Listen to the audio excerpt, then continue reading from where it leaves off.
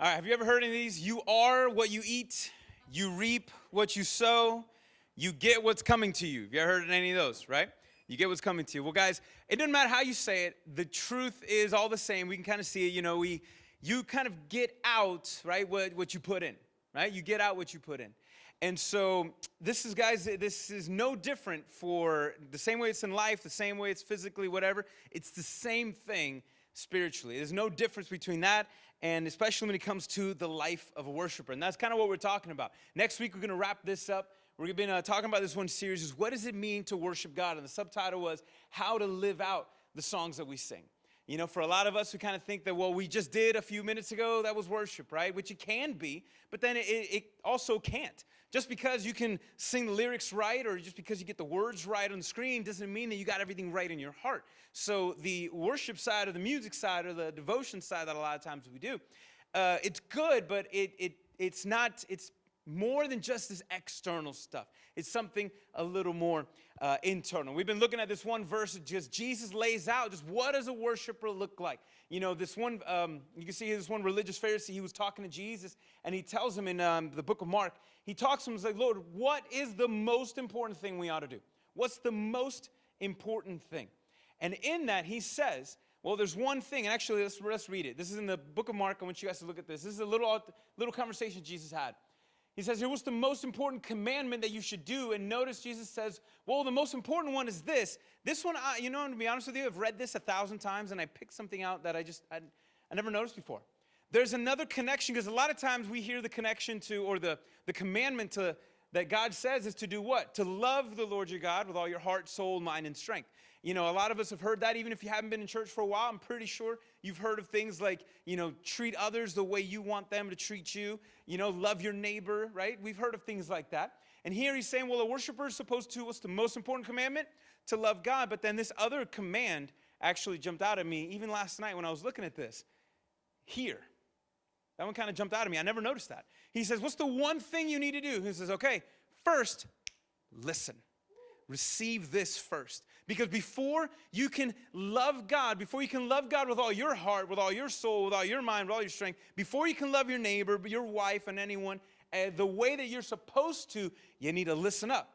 Because there's something that you don't have that you need to be filled up with first. There's a truth that you need to be filled up with first. And he says here, hear this. Hear, O Israel, the Lord is God, the Lord is one. And so it's his understanding of who God is first. And when you know who God is, then the results or the reaction is to then, in this case, it ought to be to love. And so love is not something, we've been talking about it, right? Love is not something you just turn on. You just automatically, the things that you love, you had some experience with, okay? For example, we got Thanksgiving around the corner, all right? Any fan favorites of a food you love and you're looking forward to? Shout it out if you know what it is. Okay, what do you love for Thanksgiving? Mashed potatoes, sweet potatoes, pork. That's the Hispanics talking about Thanksgiving right there. So what else? What else do you love to have on Thanksgiving?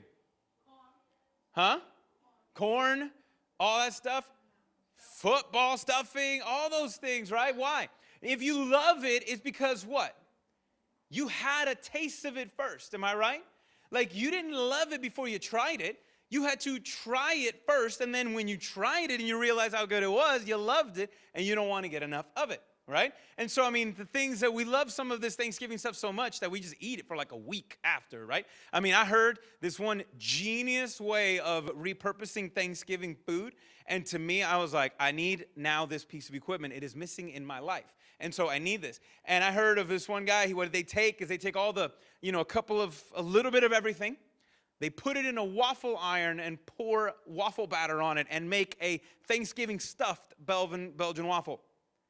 Some of y'all just threw up in your mouth, I know. But I'm telling you, I don't know why that sounds good to me. I don't know. That sounds good to me. I know that sounds good to me. But, guys, see, the thing is with this, we love all these things. Why? Because we had an experience with it, right? We had an experience with it first. And so for us to be able to begin to love the Lord your God with all your whole soul, mind, and strength, and to begin to love your neighbor the way we ought to and can, we first must have this experience with God. We must first have this experience with God. But so here he's trying to talk to him here about those things. And today, last week we talked about soul. Today we're going to talk about how do you worship God with all of your mind. How do you worship God? How do you love God with your mind? Just think about that one for a second. How do you love with your mind? A couple of things you might think about, right? Thoughts could be one. But besides that, how do you love someone with all of your mind? And I want to just show you this. We're going to talk about this one thing, but just like we saw in that video, right? That, some of us, you probably might relate, on how just we're always looking. This is why, when the whole title of being a worshiper. See, this is not something that only Christians do, okay? Christians or religious people are not the only ones who worship. Non-religious people worship all the time too. We all do it. This is something you just can't turn on. We automatically worship from day one. We are looking and we're crying out to be fulfilled, to be taken as babies. Think about it. From day one, we are automatically crying out for someone outside of ourselves to take care of us, to feed us, to fulfill us, to protect us, right? To give us what we need, to give us what we want, right? From the very beginning, this is who we are. To worship, guys, is to do nothing else but to fill up with things outside of yourself. That's what worshiping is to fill up with things or people or whatever. We worship everything that we try to fill in outside of ourselves. Whether it be our identity, our purpose. You saw all those things. Those are levels of being filled. Now, before you start judging, I'm like, all right, well, is he going to throw out now, social media is the devil, and football is the devil, and TV is the devil, and music is the devil, and movies are the devil. No, okay? I'm not going that far. Because the thing is, I'm not saying that all you're supposed to do, every other word has to be a hallelujah, or if you're not, if you're not reading the Bible, then okay, you're just a worse, horrible sinner. No, okay? Those things, spending time with family and friends, entertainment, that's fine. But the thing is, we have to be careful with what we fill up with, because it does have an impact. It does matter. It does influence certain things. Because whatever we are receiving, right? In this case, he says, hey, listen up. I'm going to say something that you do not have. You need to receive this. When you receive this, then something is going to happen as a reaction. And so, guys, when we do that, we have to be careful, though, that because the things that we receive can and will influence our lives. And not only that, it influences our appetite. For example, if there's something that if you feed a desire, if you feed a certain desire, and it could be a sinful desire, something outside of God. Well, if you don't check it and if you're not careful with it, you will continue to, develop an appetite for those things. And the more you feed it, the hungrier it gets, all right? And there's no satisfying that desire. There's a verse I want you guys to see. This is in Psalms 22:3. In Psalms 22:3, David says this description of God, and he's talking to God, and he says, you are holy. You are enthroned on the praises of Israel. Or another translation says, you inhabit the praises of your people. And so see, guys, David had this understanding that whatever we praise, whatever we worship, we fill up on. Right? Because God, he's saying, Lord, when we praise your name, you inhabit, you fill it up. You fill up our lives, you fill up our hearts, you fill up everything. When we give you our attention, when we give you our love, when we give you worship, and when we desire to seek more of you, you fill it up.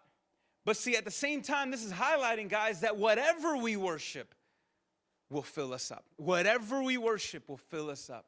And the thing is, guys, when we fill up with God, which we're going to look at today, we're going to look at another verse that David was talking about. Just when he had a taste of God, he couldn't get enough. He couldn't get enough of him. But see, when we fill up with God, it satisfies us. But when we fill up with anything outside of God, and if we are not careful and about what we fill up with, then again, we might create an appetite in us that will drive us and move us towards finding and being satisfied outside of God. And the dangers, guys, and look, I've lived it. Many of us in this room, we've lived it. That when we start to seek things outside of God, it's funny. It's never enough.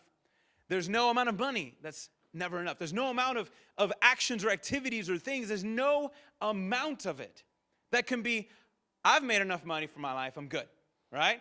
Right? I've eaten enough. I've done this. I've done enough. No, we're always looking for the next thing. We're always looking for the next thing, right? Even Thanksgiving, some of you guys are going to very shamefully eat way more than you're supposed to, okay? You know it, right? You're going to pass out on the couch, right? whatever, don't judge me. And that's you know it's going to happen. You know it's going to happen. And so, guys, look, it doesn't matter how much, if you ate the whole turkey yourself, I know one thing that's guaranteed. Within a few hours or within the next day, you're going to be hungry again, right? You're going to be hungry again. It doesn't matter how much you eat on Thanksgiving Day. It doesn't matter how much you eat in any one sit down. I can guarantee you one thing. You're going to be hungry again. You're going to need to eat again. You're not going to be, all right, I ate all that I need for my life. I'm good until, I'm good for the next 10 years. I don't need to eat anymore. No, it don't happen like that. Human beings are different. Humans are different. We constantly have to eat. We constantly have to do these things. Why? Because God made us this way. God made us a way that we are to rely and to fill up constantly, primarily, number one, on Him. But in the same way, guys, you can see here, David is recognizing it. What we worship, we fill up with. But the thing is, at the same time, we can fill up so much of our time and attention with other things that don't necessarily do the job. Okay, I'll admit one thing. In that video, I do, okay? I'm guilty of it too. Where at the very beginning, you wake up, and there's times when I wake up in the morning, I'm like, all right, I'm going to spend some time with God. I'm like, you know what, hold on, let me take a quick glance at something, right? And the quick glance could have been, all right, let me see what I'm going to go to, ESPN, right, or something like that. Let me just do a quick glance. I noticed that I got a text message, right? Let me do a quick glance. I see some notifications on social media. Let me see quick glance. And quick glance turns out to be, right, quite some time a lot of times, right? And it's funny, it's like the more you try to say, okay, I'm gonna spend some time with God, and your Instagram has you in a headlock. I'm like, no, you're not. No, you're not gonna go spend time with him. No, right? And so you know the feeling, right? Can we admit, am I the only one? No, right? And so that happens. But see, and I know there's a big difference, because a lot of times when let me just do a quick glance before I spend some time with God, that quick glance turns into quite some time, and before I realize it, I don't got much time left. And now I just got to kind of like do fast food Jesus, right? And I'm just kind of grabbing things as I go. And it's not the same. It's not the same. I recognize it. I make those mistakes too. It's not the same. I know it's not the same. But guys, the one thing that I've learned again from experience, and this is one thing I know, that the more I try to be fulfilled, let me use a different word there. The more I try to find and be fulfilled outside of God, though I might be filled, it's temporary. And eventually, I'm left even emptier than I was before. And if I try to find myself fulfilled outside of God, I'm always left. This is just me. I've left and found myself emptier than when I started, and then ultimately unfulfilled. And so here's the thing, guys. Here's one thing that I would like to focus on. See, because it's talking about Thanksgiving and being happy and joyful for a lot of different reasons, right? It's hard to be thankful, and it's hard to be joyful when we're forgetful of God. And that's, if I can give you one thing today on what's a worshiper supposed to, how's a worshiper supposed to react when they love God? How do you love God with your mind? Well, let me tell you this one way. Don't forget Him. How do you love God with all your mind? Don't forget Him. Because it's hard to be thankful towards God when you're forgetful of God. There's a verse I want to read it's right now. It's in Psalms 103. The psalmist says, let's just read this together. He says, bless the Lord, O my soul. We actually sang a song today that was from these lyrics, okay? It says, bless the Lord, O my soul, all that is within me. Bless His holy name. Bless the Lord, O my soul, and what? Do not. Say what? Do not. One more time. Do not forget. Bless the Lord. So how can you bless the Lord? By not forgetting Him. How do you love the Lord your God? By not forgetting Him, right? So bless the Lord, O my soul, and forget not all of His benefits, who forgives all the iniquities, who heals all the diseases, who redeems your life from the pit, who crowns you with steadfast love and mercy, who satisfies you with the good, so that your youth is renewed like the eagles. Don't forget. See, guys, here, David recognizes one thing, right? Human beings, and this is not a shocker. This is not, hey, breaking news. People tend to be forgetful, all right?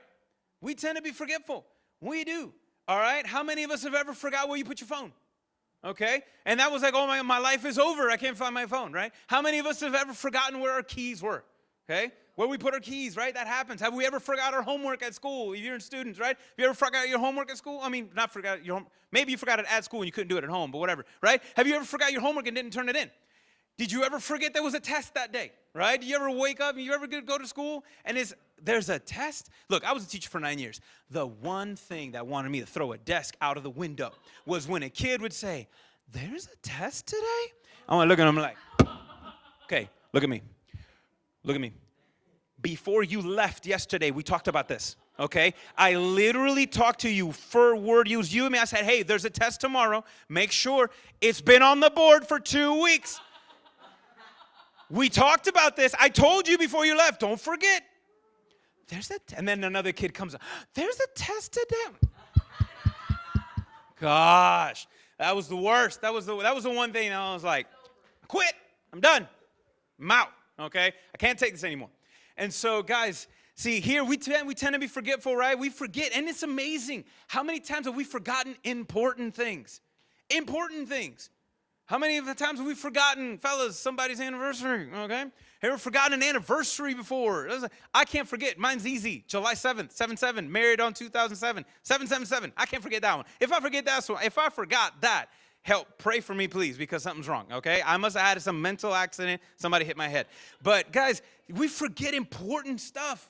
Right? We forget important stuff. You know, I got kids sometimes when we walk out and if we forgot their shoes. I don't know, man. It just happens. Right? At least I didn't forget a kid. That would be. But hey, how many times do people do that? How many times do they even do that? I mean, we forget stuff. Even important things. We forget a report that needs to be done, a deadline. We forget even important things. And guys, because we forget, and David knows this, look, human beings, mankind, we tend to forget. And so this is why he's saying, look, bless the Lord and don't forget. Don't forget look at all those things that he describes. Don't forget his goodness. Guys, look, do you think it comes in handy, right? If you remember that God forgives your iniquities, do you think that's a good thing to remember? That God forgives your iniquities? Of course, it's a good thing. That's so when you happen to make a mistake and when you make a poor decision, it's a good thing to remember, oh, that's right, God forgives me. And so now I'm not taking advantage of it, but I'm going to, appreciative of the fact that God forgives me of my iniquities. Look at the other thing. What else was he talking about? That he heals my diseases. Do you think it's encouraging to know that when you're sick, is it encouraging to remember that God is there and God could heal and God has created things like medicine and given people wisdom to do that? Isn't that a good thing? When you're sick, to remember that even God can heal and God can take care of. That's a good thing. Look at all the other ones. You know, that he redeems your life from the pit. Is it a good thing to remember that you have been saved and you are not going to hell if you put your faith in Jesus Christ? Do you think that's information that would be beneficial and helpful? Yes or no? Right? Yes, it would be. Right? To remember that, not to forget that, to know that, look, it is the one, he who satisfies and renews your energy. And you think that's a good reminder when you don't feel like going to work, when you don't feel like putting up with certain people, when you don't know what else to do in your marriage, with your kids, do you think it's helpful to remember that God can give you strength and energy? Do you think that's a good thing to do?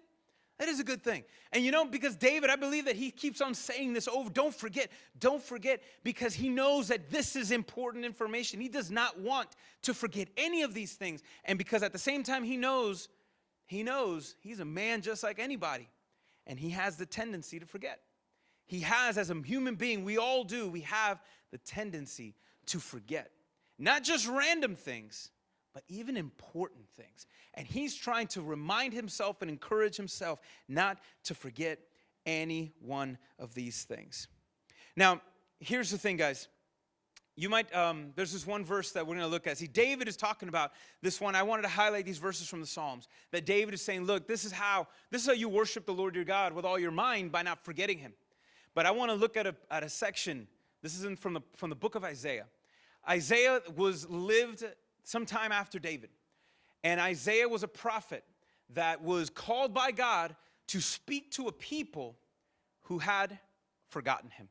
He was to speak to a people who failed to remember and failed to remind themselves about who God is.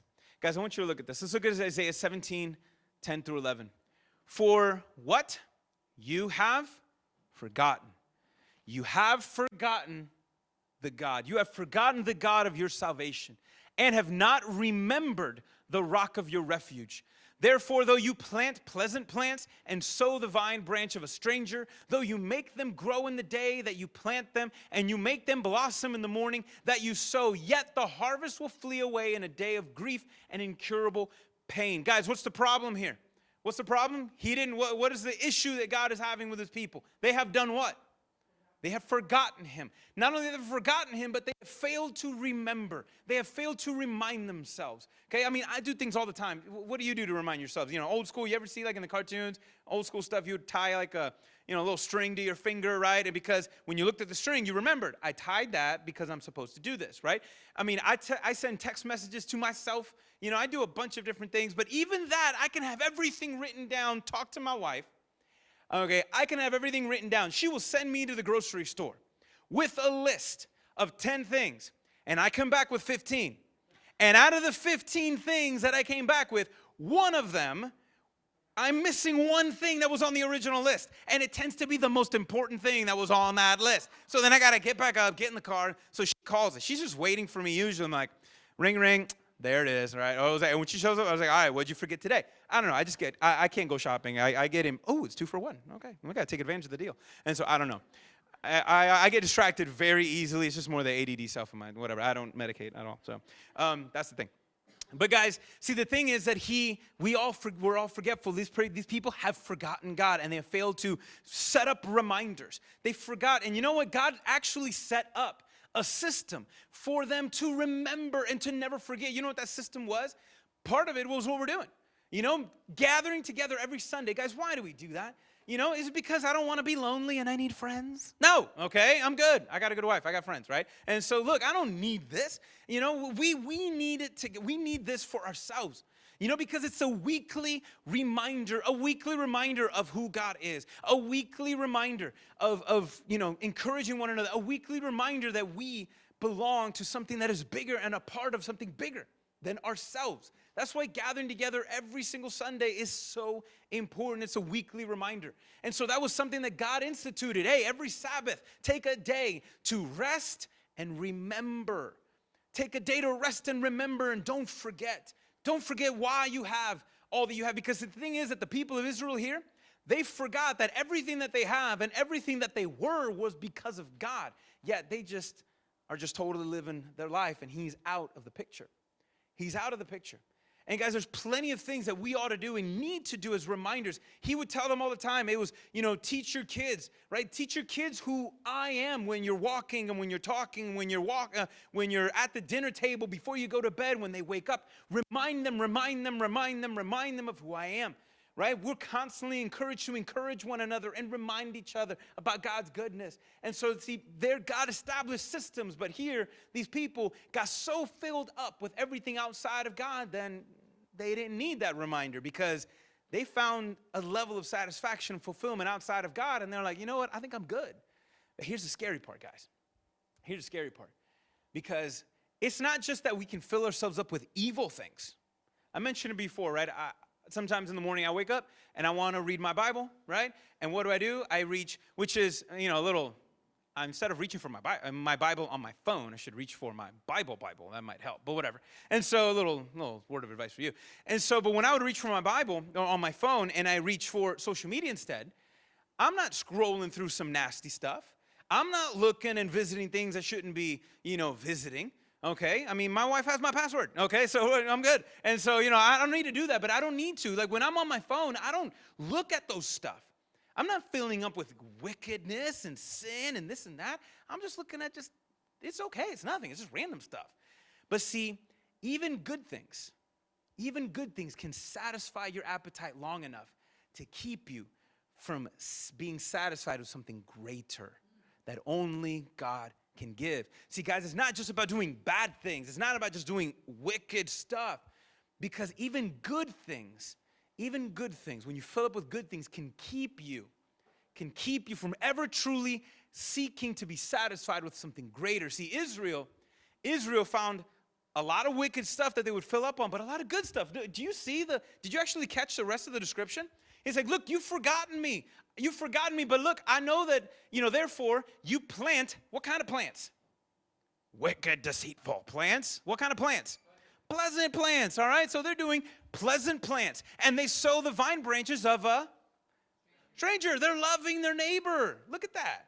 They're loving their neighbor. They're just like, hey, I don't know you. Do you need some help changing that tire? All right, I got you, right? And so they're helping their neighbor. They're doing good deeds. See, the people of Israel are doing their job, doing what they need to do, pleasant plants. They're living in good homes, doing good activities, doing good deeds. Though you make them grow on that day, look at that. They're making things grow on the day they plant them. Like, yo, they've gotten really good at this. You see that? They've gotten good at this. They got this stuff down. They're getting instant results.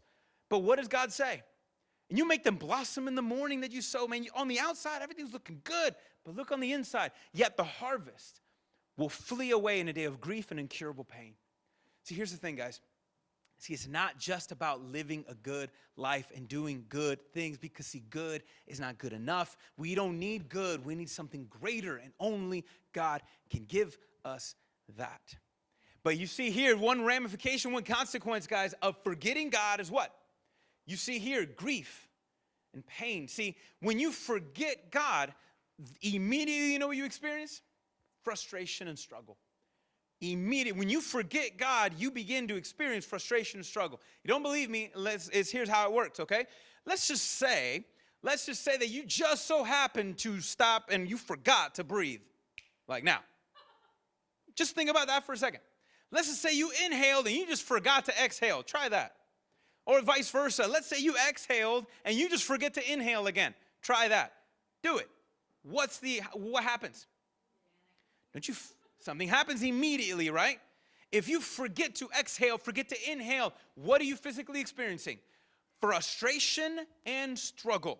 Immediate. Because you are forgetting something that you need daily. And look, it's just interesting. When at the very beginning, God created mankind and he breathed breath into them. And guys, how often do we breathe? How often do we have to breathe? Not just every day. Every second of every day. In and out. In and out. In and out. In and out. Guys, look, you and me, we are made to be constantly filled with the breath of God and constantly exhale that to people who, that don't know him, that don't have that same life. That's the life that we live. That's what a worshiper is. God responds, we react. God responds, we react. We fill our lives with God and we respond back to him in love and in gratitude. And so here, the people have forgotten God. They're doing good things, but it's not good enough. And he's saying, look, that satisfaction, guys, all these good things, it's not going to be enough. And the problem is, all this frustration is due to the fact that you have forgotten me. And guys, it's the same thing. When we forget to reach after God, when we forget that, hey, I sin, and we're being ashamed of that sin, and if we forget that God forgives sin, that's a lot of frustration and struggle to do, and to handle. But when you remember that God forgives sin, you go and he satisfies and takes that frustration away. When you're struggling and you don't know what to do, and I don't know what decision am I going to make now with college or with this or with that? What am I going to do? That worry is a lot of frustration. But when you remember that God is there and God can encourage you and give you wisdom on what to do, you run to that and he takes care of that frustration. It's almost like, can you imagine, if you ever, whether a little kid or as adults, you ever gone swimming and you try to go to the bottom of the pool, right, to grab something, and then you you wait a little too long, you kind of feel that tug, right? You feel your chest is about to just, oh my gosh, and when you burst out the water, right, and you get that breath in, it's what you wanted to do. Ladies, I know how many of y'all practice the Little Mermaid thing, right, when you come out of the water, just like that, all right? And so, right, and we do that. It just feels great to get that, it's back to normal again. But guys, see, when we forget God, we immediately begin to experience frustration. There's a lady, her name is Sarah Josepha, I think I want to say I'm right, Josepha Hale. Okay, raise your hand if you ever heard of, Sarah Hale. No? Raise your hand if you've heard of Mary Had a Little Lamb. Okay, Mary had a little, right? Okay, this lady wrote that poem. She wrote Mary Had a Little Lamb, Sarah Hale. Now, Sarah Hale lived in the 1800s, and one of the things, she had a very popular magazine for women around that time, and it had a lot of really cool stuff, poems and a lot of, good articles. It was very popular. And for 40 years, she was advocating for 40 years that we should have a national day of Thanksgiving. Because before, around the 1500s, you guys know that one of the first Thanksgiving services was, I think number 2 was held here in Florida in 1500 something. St. Augustine, okay? The guy, not the city, okay? It's called the city because of the guy. There's a guy, Christian, St. Augustine. He was one of the first ones to hold a Thanksgiving service here in Florida. And for the first 1,500, 1,600 years, during the 1600s, there were Thanksgiving services. But the Pilgrims, which is some of the stories that we have heard of, they were the ones who were able to, they first instituted a Thanksgiving feast and a Thanksgiving celebration. Because Thanksgiving services, you get together and you humble yourselves and you fast, meaning, code word, you don't eat, okay? That was that kind of Thanksgiving service. You show up and you don't eat for a day. You don't pig out and see how much you can eat in one day. It's the complete opposite, right? You humble yourself, you pray, you thank God, you're giving God your attention. That's what they did on Thanksgiving services. But the Pilgrims, when God did such an amazing thing, and I mean it's such an amazing story of love, of just, would you see these two different worlds coming together, and they're loving one another, serving one another. The natives, many of them had come to know Jesus Christ, and they when they found these Pilgrims and these Puritans, and they found the one thing that connected them was their God. It was Jesus. And so they were able to help each other, encourage one another. Some of the longest lasting American treaties that we have with the Native Americans was with a lot of these Puritans, with all these Puritans that would come in. And so, there were some that did some shady stuff with the Native Americans. And there were some Native Americans that didn't like the neighbors and, unprovoked, and they would go at them. But there was something beautiful about this moment, because there was this true love and community and service. And so the Puritans decided to set up what we remember as, that Thanksgiving service. And they did it, it's assumed they did it maybe in September, October. And they did it because they believed it was, they identified themselves with the nation of Israel so much that they wanted to celebrate the Feast of Tabernacles, which is one of the feasts that the Jews would celebrate. So the original Thanksgiving dinner was really a festival of a Feast of Tabernacles that they did. And so, which was really cool. But see, that was, Thanksgiving. And so the nation as a whole really didn't celebrate Thanksgiving until we won the Revolutionary War. That's when George Washington said, look, we're going to take a day of Thanksgiving to praise God for what he's done, because a lot of them believed that the victory that they had received was from God. And so that was the first time in 1780 something, was the first time that all the nation celebrated one single Thanksgiving Day. Before, it was just around that Massachusetts area where Plymouth was. But see, then the years go by, states are added. And Sarah Hale, she says, we ought to do this as a nation. We ought to have one day that we should stop. The whole nation should stop. And, not that you have to. That's not forcing anyone. But we should have a day that we should say, all, us as believers, we should gather once a year to remember God's blessings, to remember what he's done. Now, guys, the reason why we have Thanksgiving was a lot of her advocating this. Because during the Civil War, Abraham Lincoln was looking for one thing to unite and to heal.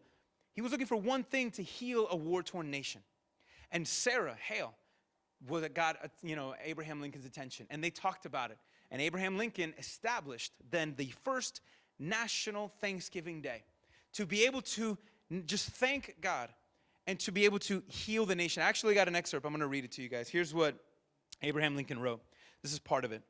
It says, now therefore, I, Abraham Lincoln, President of the United States, do hereby appoint and set apart the last Thursday in November next as a day which I desire to be observed by all my fellow citizens, wherever they may be, as a day of thanksgiving and praise to Almighty God, the beneficent creator and ruler of the universe.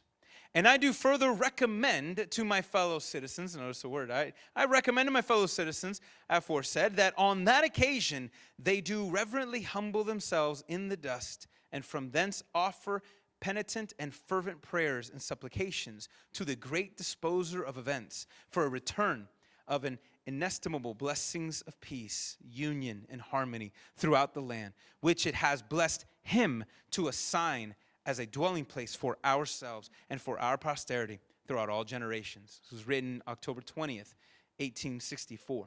So you see, guys, what was the purpose of Thanksgiving? Was for what? The purpose of Thanksgiving was for what?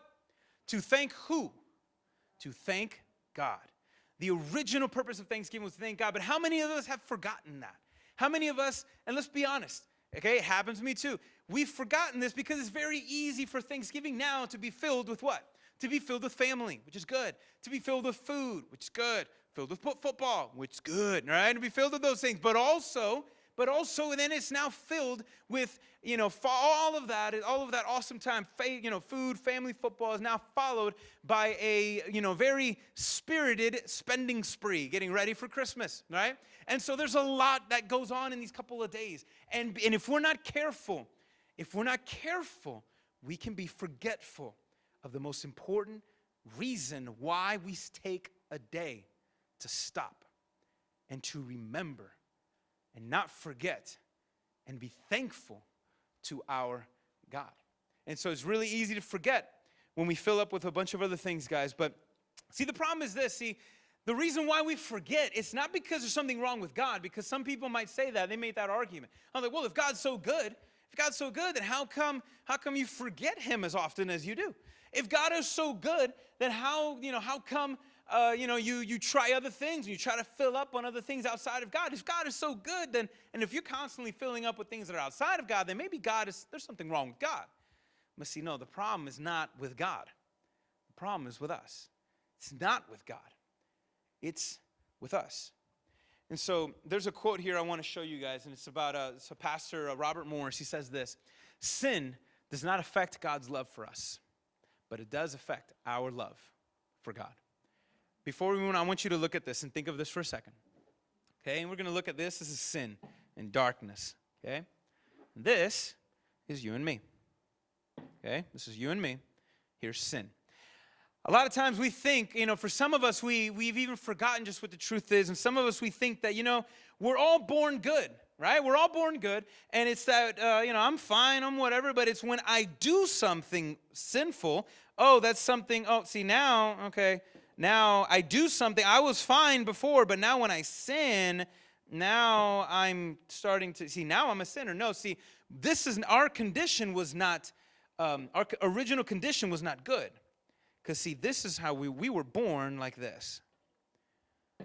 This is how you and me, this is how we come entering this world.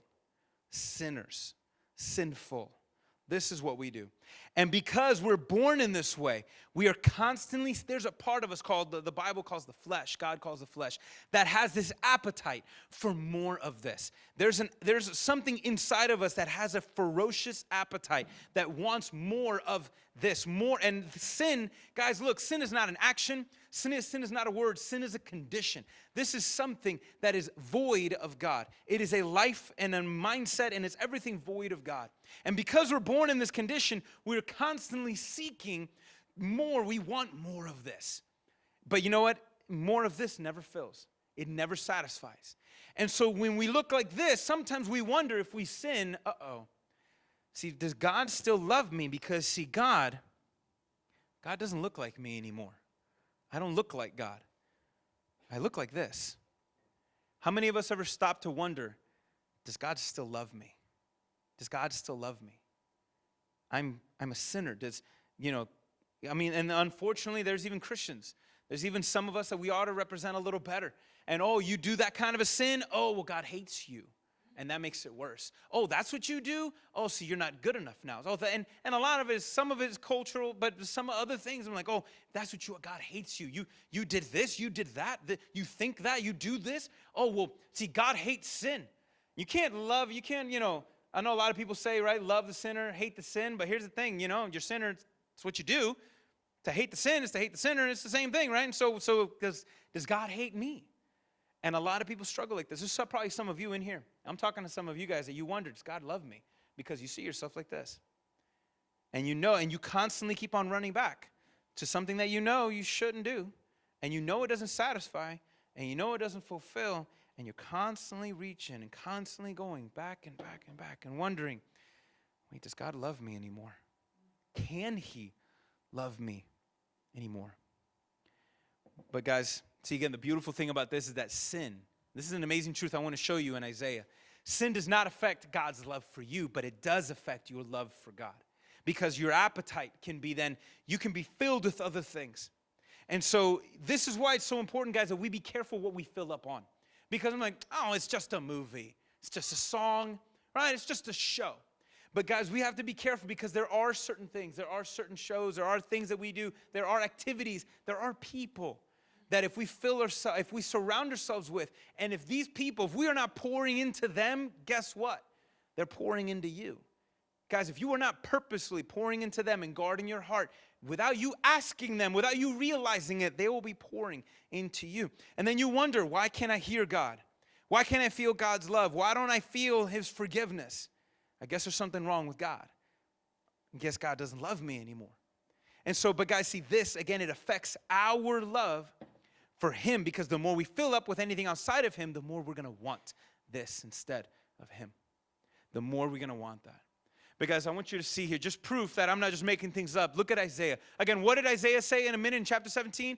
Who forgot who? Who forgot who did God say? The people forgot who? God. God is saying, you forgot me. You forgot me. But look at Isaiah 49. In Isaiah 49, now Zion, which is a word for God's people. Now what are God's people saying? The Lord has forgotten me. So you see what's happening here, guys. See, sin does not affect God's love for us. Sin affects our love for God. Sin affects our understanding of God. It dilutes it. It distorts our thinking. It allows us to, when we begin to reject the truth, we at the same time buy a lie at the same time. And so here, God says, you've forgotten me. But now what are the people saying? Oh my gosh, God has forgotten us. It's the pain and the struggle and the frustration that God says you were going to experience when you forget me. They're feeling it now. And now they're saying, oh my gosh, God has forgotten us. He's rejected us. He has walked away from us because of our sin. And he doesn't love us anymore. But look what God says. Jerusalem says, Zion, the people of Israel say, the Lord has forgotten me. My God has forgotten me. But then now God responds back. Can a woman forget her nursing child, that she should have no compassion on the son of her womb? Even these may forget, yet, guys, say this with me, I will not forget you. Look at this image that God uses, right? Look, ladies, if you had a kid and gave birth to a kid, is that something you're going to easily forget? Okay, yes or no? Lady, you can, fellas, take a wild amount, think about that. I mean, if you passed a human being through you, okay, you think you're going to, oh, that's right. I had a kid once. Oh, I totally forgot about that. Oh my gosh, that's right. Where is he, by the way? I don't know. No, okay, wow. And so, guys, look, you don't forget that, right? When a woman has a child, you don't forget it. You don't forget it. Even when you're, when you're pregnant, right? Or even if something went wrong, right? You don't have a baby anymore. Or even for those who've had abortions, you don't forget that event. You don't forget it. You don't, because it is something that is it's just so powerful. You don't forget that. But notice what he says here. Even these may forget. But let's be honest. How many people, even a human being that, we're so corrupt and we're so messed up that there are some of us that we just abandon our own children. We can. Maybe we're still in the picture, but we've forgotten them and we're all about ourselves. But he says, look, human beings, most people won't forget that. But even though some will, and some have the tendency to forget, it says, I will not. Notice he's not saying, I have not. What is it saying? When he says, I will not, what is that? That is a promise. He's not saying, I haven't forgotten you. No, he's saying, I will not. It's a promise for now and tomorrow. Because, see, here's the thing, guys. We believe that sin, right? Sin affects our love for God. But one thing that's amazing, guys, is sin does not affect his love for us. See, our sin, when we are as sinners, our sin does not change his love for us. It doesn't matter how much we've sinned, our sin does not change his love for us. He forgives us. See, he says, I will never forget you. I will never stop loving you. There's no amount of sin, guys, that you could do that could cause me to never stop loving you. There is no amount of it. And so for some of you guys that have been thinking, you've been wasting a lot of time in frustration, wondering, does God still love? Does God still love? I want to not just tell you and show you that, yes, God loves. He will never forget you. Guys, he loved you so much that all of that pain, all of that frustration, because we've forgotten God. We were born not knowing God. Forgetting God. We were born not knowing him. Born in frustration. Born in struggle, in sin. But you see, God came on the cross, and this is a constant reminder. This is why, guys, the highest thing in this room is a cross. We did it on purpose, because if anything else, we want to make sure you see this, because this is a constant reminder. This is why it's dead center. It is a reminder that God loves you. It's a reminder that God still loves you. It's a reminder that he hasn't forgotten you. It's a reminder that none of your sin could ever cancel out his love for you, because see, he went on the cross, and on the cross, he absorbed the entire sins of the world. He absorbed all of the sin on the cross. So that way, when we believe in him and receive him, we can have new life through Jesus Christ. If that doesn't get you happy and hyped and excited, I don't know what. But guys, this is our God. He has not forgotten you. It doesn't matter what he's done. He's handled it. He has handled it on the cross. He has not forgotten you. He still loves you. And here's the bottom line, guys. There's two things I want to wrap up with. I want you to think of this right now. See, the thing I want you to walk away from is this. Even though we have the tendency to forget God, God does not have the ability to forget you. I want you to think, and this is something that you ought to be grateful for our God right now. See, we have the tendency, I have the tendency, you do. We have the tendency to forget God. But God does not have the ability to forget you. And if out of all the things, guys, and can we put the last slide up? Out of all the things, if you want something to be thankful for this Christmas, before Christmas, this Thanksgiving, if you want to be thankful for something this Thanksgiving, okay, look, it's this. The lesson we must learn today is that out of all the things that we may forget, we must constantly remind ourselves to be thankful for a God who is not forgetful. We should be thankful for a God who is not forgetful, because he said it then, and the cross still says it today. He has not forgotten you. He hasn't stopped loving you, and he wants to give you new life and to ease that pain and struggle. Guys, I want to pray for you guys. Let's bow our heads.